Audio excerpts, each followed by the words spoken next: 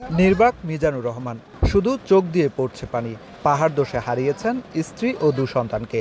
ভাগ্যক্রমে বেঁচে যান তিনি, তবে মাটি চাপা পড়ে আহত হন।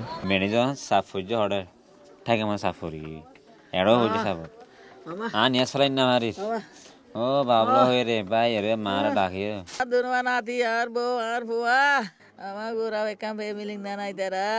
কক্সবাজারের দক্ষিণ দিককুলে পাহাড়ের পাদদেশে বসতি গড়ে বসবাস করছে বেশ কিছু পরিবার। শুক্রবার ভোর রাতে পাহাড় দোষে মাটি চাপা পড়ে মিজান সহ তার পরিবারের 4 জন। পরবর্তীতে স্থানীয় লোকজন ও ফায়ার সার্ভিসের সহায়তায় জীবিত উদ্ধার করা হয় মিজানকে। আর মৃত অবস্থায় পাওয়া যায় তার স্ত্রী ও 2 সন্তানকে।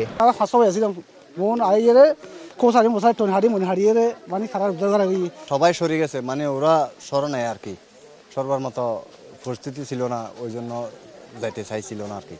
এদিকে পাহাড় ধসের ঘটনাস্থল পরিদর্শন করেন কক্সবাজার সদর উপজেলা নির্বাহী কর্মকর্তা। ঝুঁকিপূর্ণ বসবাসকারীদের দ্রুত সরিয়ে নেওয়া হবে বলে জানান তিনি। প্রশাসনিক পক্ষ থেকে আমরা 25,000 টাকা করে যে সরকারি যে অনুদান, সেটা অনুদান এখনই তাদেরকে দিয়ে দিব আর কি। এদিকে উখিয়ার 14 নম্বর রোহিঙ্গা ক্যাম্পেও পাহাড় ধসের ঘটনায় 3 জনের মৃত্যু হয়েছে।